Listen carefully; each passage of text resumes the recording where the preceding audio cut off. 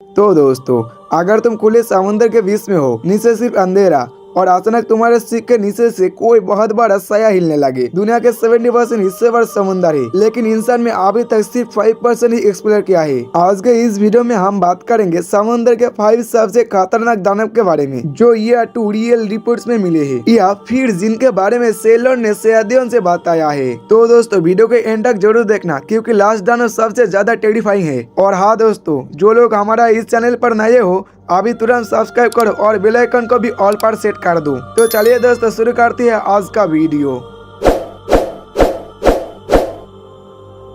तो दोस्तों, नंबर 1 पर आता है क्रैकेन। क्रैकेन को समझने के लिए हमें पहले समुद्र के बिहेवियर को समझना होगा। समुद्र हमेशा शोर नहीं करता, कभी कभी वो बिल्कुल चुप हो जाता है, और सेलर कहती है ये चुप रहना सबसे ज्यादा खतरनाक होता है। कई पुराने शिप लोग्स में लिखा है कि जब क्रैकेन अपीयर करता था तो हवा रुक जाती थी, लहर धीमी हो जाती थी, जैसे समुद्र खुद सांस रोक रहा हो। क्रैकेन के बारे में एक और अजीब बात है, लोग कहते हैं कि ये सिर्फ भूख के लिए अटैक नहीं करता, बल्कि जैसे अपना एरिया प्रोटेक्ट करता हो, और जो सिर्फ उसके जोन में आता वो कभी वापस नहीं जाता था। मॉडर्न साइंस मानता है कि डीप सी प्रेशर इतना ज्यादा होते है कि वहाँ के जीव सरफेस के क्रिएचर से बिल्कुल अलग होता है। उनके मसल बहुत ज्यादा ही पावरफुल होता है, और उनका साइज हम इमेजिन से भी बड़ा है। जायंट स्क्विड के मिलने के बाद क्रैकेन को सिर्फ मिथ कहना मुश्किल हो गया है। जायंट स्क्विड भी काफी फेयरी टेल में आना जाता था, लेकिन आज वो साइंटिफिक रियलिटी है। और कुछ साइंटिस्ट ये भी मानते हैं कि क्रैकेन एक सिंगल क्रिएचर नहीं, बल्कि एक स्पेसीज हो सकता है, और इसीलिए अलग अलग जगह अलग अलग साइज के क्रैकेन के स्टोरीज मिलती है। और अगर क्रैकेन आज भी एग्जिस्ट करता है तो वो वहाँ होगा जहाँ इंसान कभी नहीं पहुँच सकता, समुद्र के सबसे अंदर सबसे गहरा हिस्सा पर। और शायद यही वजह है कि आज भी समुद्र अपने सारे राज हमसे छुपा के रखता है। और हाँ दोस्तों, यही था क्रैकेन का असली कहानी। नंबर 2 पर है मेगालोडॉन। तो दोस्तों, मेगालोडॉन सिर्फ एक शार्क नहीं था, वो एक मूविंग डिजास्टर था।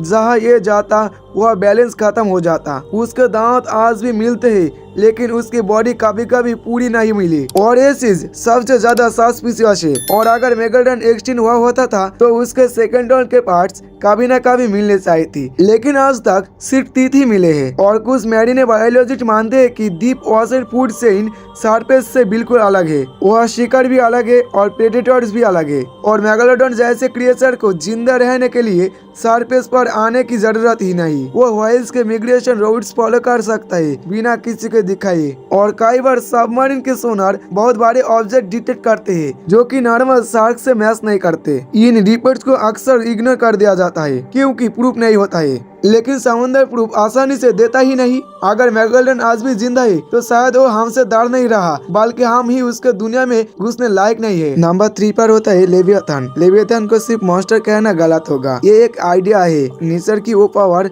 जिसने इंसान कभी कंट्रोल नहीं कर पाया। पुराने टेक्स्ट में लिखा है कि लेवियाथन जब मूव करता था तो समुद्र उबालने लगता था। इस डिस्क्रिप्शन का मतलब हो सकता है अंडर वाटर वॉल्केनिक एक्टिविटी या बहुत बड़ा क्रिएचर मूवमेंट। एंशिएंट लोग साइंस नहीं जानते थे, लेकिन ऑब्जर्वेशन में वीक नहीं थी। जो उन्होंने देखा उसे भगवान और दानव के रूप में लिख दिया। मोसासाउरुस और प्लेसियोसाउरुस कभी इस धरती पर रियल थी। अगर उन्हें इंसान ने देखा होता तो वो लेवियाथन ही लगते। लेवियाथन की कहानी हमें यह सिखाते है कि समुद्र हमेशा एक कदम आगे रहा है, और शायद आज भी वो आगे ही है। और यही था लेवियाथन का असली कहानी। नंबर 4 पर आता है द ब्लू। समुद्र के अंदर सुनाई देने वाली रहस्यमय आवाज। तो एक बार सोचो, गहरे समुद्र के बीच जहाँ रोशनी तक पहुँचने नहीं पाती, वहाँ से एक ऐसी आवाज निकलती है कि जो पूरे पैसिफिक ओशन में फैल जाती है। ना कोई जहाज दिखाई देता है, ना कोई ब्लास्ट होता है, फिर भी आवाज इतनी पावरफुल होती है कि साइंटिस्ट भी हैरान रह जाती है। इस आवाज का नाम है द ब्लॉब। द ब्लॉब की डिस्कवरी साल था 1997। अमेरिका की scientific agency NOAA national oceanic and atmosphere administration समुद्र के अंदर आवाज पर रिसर्च कर रही थी।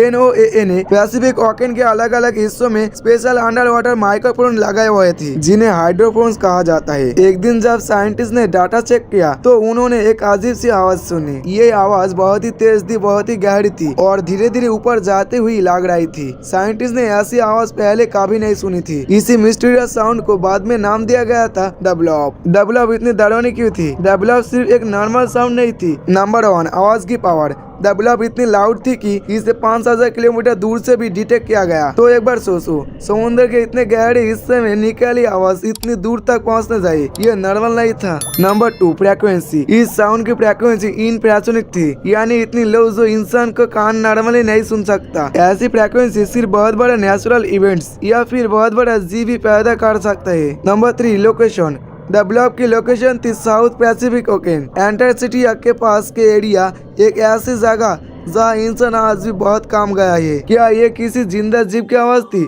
जब द ब्लॉब के बारे में लोगों को पता चला तो दुनिया भर में थ्योरी शुरू हो गई। थ्योरी 1, जायंट सी क्रिएचर। कुछ रिसर्च का मानना था कि ये आवाज किसी बहुत बड़े समुद्र जीव की हो सकती है, क्योंकि ये आवाज ब्लू व्हेल से भी ज्यादा लाउड थी और साउंड का पैटर्न बायोलॉजिकल लग रहा था। ये आवाज किसी मूवमेंट जैसा महसूस होती थी। लोगों ने सोचा शायद कोई अननोन क्रिएचर अभी भी समुद्र के अंदर जिंदा है। कुछ लोगों ने इसे क्रैकेन या फिर पुराने जमीन के सी मॉन्स्टर से भी जोड़ दिया। साइंस का जवाब। जब एक्साइटमेंट बढ़ने लगी तब साइंटिस्ट ने इस साउंड को डिटेल में एनालाइज किया। उन्होंने कंपेयर किया whale sounds, under water earthquakes, volcano activity, ice movements, और तब सामने आई एक scientific explanation. Theory 2, ice quick. Scientist के अकॉर्डिंग द ब्लॉब शायद किसी जीव की आवाज नहीं थी। ये आवाज अंटार्कटिका के पास जायंट आइस के टूटने से पैदा हुई थी। जब बहुत बड़े आइस से टूटे या मूव करते हैं तो समुद्र के अंदर बहुत पावरफुल साउंड वेव निकलती है। इस प्रोसेस को कहते हैं आइस क्विक। आइस क्विक बहुत लाउड होते हैं,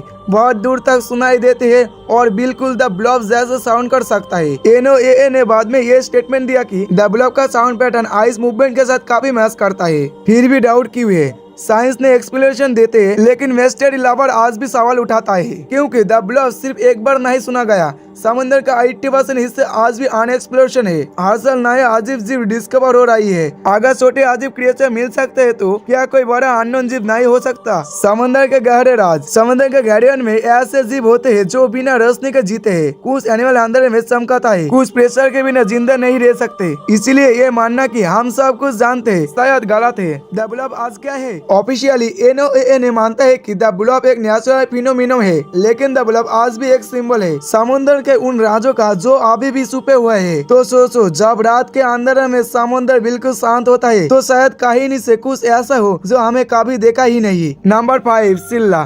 सिल्ला का दर इंसान के सर्वाइवल इंस्टेंट से आता है। नैरो पैसेज, करेंट्स और ऊपर से अननोन डेंजर। जब सेलर डिस्पेयर होते थे तो एक्सप्लेनेशन चाहिए होती थी और सिल्ला एक परफेक्ट जवाब बन गई। जाइन ऑक्टोपस और स्क्विड्स आज भी शिप्स के साथ टकरा जाता है। एंशिएंट टाइम में ये एनकाउंटर और भी टेरिफाइंग होते होंगे। सिल्ला शायद एक क्रिएचर नहीं बल्कि कई डेंजरस का कॉम्बिनेशन थी और इसलिए उसका नाम आज तक जिंदा ही है। तो दोस्तों, समुद्र जितना खूबसूरत है उतना ही खतरनाक भी है। हो सकता है ये सब सिर्फ कहानियां हो, ये फिर हो सकता है समुद्र के अंदर हिस्सों में अभी भी कोई दानव हमारी नजर से छुपा हो। आप क्या सोचते हो, कौन सा सी मॉन्स्टर सबसे ज्यादा डेंजरस लगा? कमेंट में जरूर बताओ। और अगर वीडियो पसंद आए तो वीडियो को लाइक करो, शेयर करो और सब्सक्राइब करके बेल आइकन को भी ऑल कर दो। तो दोस्तों, यही था आज का वीडियो। चलिए दोस्तों, मिलते हैं नेक्स्ट वीडियो में। तब तक के लिए तुम लोग सुस्त रहो, खुश रहो। धन्यवाद।